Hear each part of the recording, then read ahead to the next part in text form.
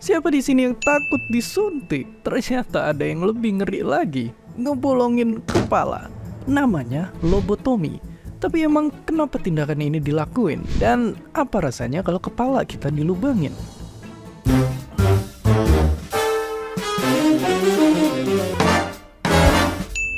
Bayangin kalian ada di ruang operasi dan semacam paku tajam ini ngedeket ke arah muka kalian. Makin lama makin dekat. Sampai akhirnya paku tadi masuk lewat kelopak mata kalian. Dokter terus masukin alat ini sampai nyentuh tengkorak dengan cara dipukul pakai semacam palu. Akhirnya jarum ini nembus tengkorak sampai ke otak. Dokter lanjut ngubek-ngubek otak kita sampai jaringan jadi hancur. Untungnya kalian lagi kehilangan kesadaran, jadi nggak akan ngerasain sakit selama operasi dilakuin. Tapi kadang bukan karena pengaruh obat bius, melainkan disetrum sampai pingsan. Bahkan gilanya ada juga pasien yang cuma dibius setengah sadar, mereka mungkin masih bisa ngerasain sensasi pas alatnya nusuk otak. Jadi ya itulah proses lobotomi.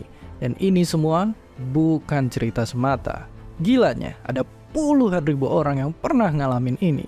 Tapi kenapa bisa begitu? Jadi puluhan tahun lalu lobotomi dilakuin buat nyembuhin orang yang punya gejala penyakit mental.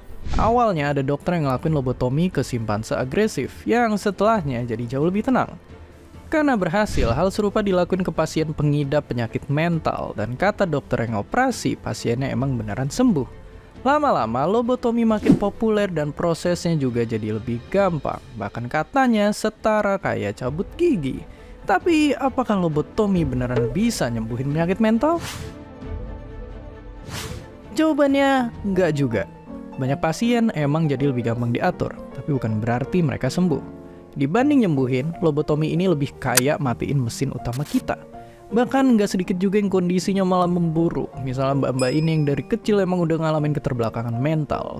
Seiring bertambahnya usia, emosinya makin gak stabil. Akhirnya dia dilobotomi, tapi bukannya sembuh, dia malah berperilaku kayak anak umur 2 tahun. Ngomongnya nggak jelas, bahkan nggak bisa jalan. Efek samping lobotomi nggak cuma itu, ada juga yang jadi nggak bisa ngenalin diri sendiri, kejang-kejang bahkan sampai kehilangan nyawa. Karena efeknya yang parah dan obat-obatan makin berkembang, akhirnya lobotomi ditinggalin. Tapi sebenarnya sampai sekarang masih ada operasi yang ngelubangin kepala. Misalnya operasi yang biasa dilakuin buat nanganin pasien dengan gangguan OCD.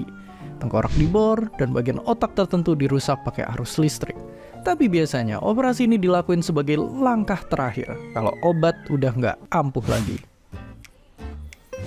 Oke, kita sekarang udah tahu kalau lobotomi itu bukan ide bagus. Jadi daripada otak bolong, mungkin lebih baik kantong aja yang bolong. Dan kalau kalian ngerasa punya masalah mental, jangan ragu buat minta bantuan ahli. Dan seperti biasa, terima kasih.